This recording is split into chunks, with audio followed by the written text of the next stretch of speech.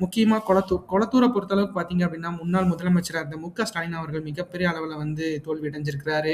So அந்த வகையில ஆண்கள் 1,03,557 பேரும், பெண்கள் 1,08,181 பேரும், 3ஆம் பாளையத்திற்கு 34 பேரும், மொத்தமா 2,11,772 பேர் இந்த இடத்துல வாக்காளர்களா பதிவு செய்யப்பட்டிருக்காங்க.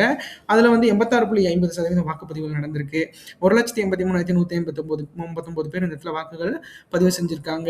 ஸோ இந்த இடத்துல பார்த்தீங்க அப்படின்னா, முதலமைச்சரையும் மிகப்பெரிய அளவுல தோல்வியடைய வச்சு தமிழக வெற்றி கழகம் சார்பில பார்த்தீங்க அப்படின்னா, வி.எஸ். பாபு அவர்கள் நின்றிருக்கிறாரு.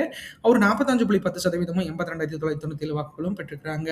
ஒரு ஒரு ஒரு அதாவது முதலமைச்சரா இருக்கிறவரையும் முதலமைச்சர் கேண்டிடேட்டையும் மிகப்பெரிய அளவுல வந்து ஒரு சாதாரண கட்சி தோற்கடிச்சிருக்கிறதுங்கிறது இது முதல் முறையா இருக்கு. ஸோ அந்த வகையில பார்க்குறப்ப ஸ்டாலின் அவர்கள் மிகப்பெரிய அளவுல வந்து இந்த இந்த நிகழ்ச்சி மிகப்பெரிய அளவுல எனக்கே ரொம்ப வருத்தமா இருக்கு. இருந்தாலும் மக்களோட தீர்ப்பு மிகப்பெரிய அளவுல வந்து ஒரு மாற்றத்த கொண்டு வந்திருக்கு அப்படிங்கிறது நம்மளுக்கு வந்து உறுதியா தெரியுது அப்படிங்கிறதுல எந்த ஒரு ஐயமும் இல்ல. அந்த வகையில பார்க்குறப்ப பார்த்தீங்க அப்படின்னா, ஸ்டாலின் அவர்கள் 40.30% 74,202 வாக்குகளும் பெற்றிருக்கிறாங்க. அடுத்து பார்த்தீங்க அப்படின்னா, அதிமுக சார்பில் சந்தான கிருஷ்ணன் அப்படிங்கிறவர் போட்டியிடுறாரு. 10% 18,430 வாக்குகளும் பெற்றிருக்கிறாங்க. அடுத்து நாம் தமிழர் கட்சி சார்பில் சவுந்தரபாண்டியன் அப்படிங்கிறவர் போட்டிட்டு இருக்காரு. அவர் 2.7% 5,046 வாக்குகளும் பெற்றிருக்காங்க. இந்த இடத்துல தமிழக கழக வெற்றி வித்தியாசங்கள் பார்த்தீங்க அப்படின்னா, குறைந்தபட்ச அளவு தான். கிட்டத்தட்ட 4.80% 8,795 வாக்குகள் மட்டும்தான் இந்த இடத்துல பெற்றிருக்கிறாங்க அப்படிங்கிறது குறிப்பிடத்தக்கது. அடுத்து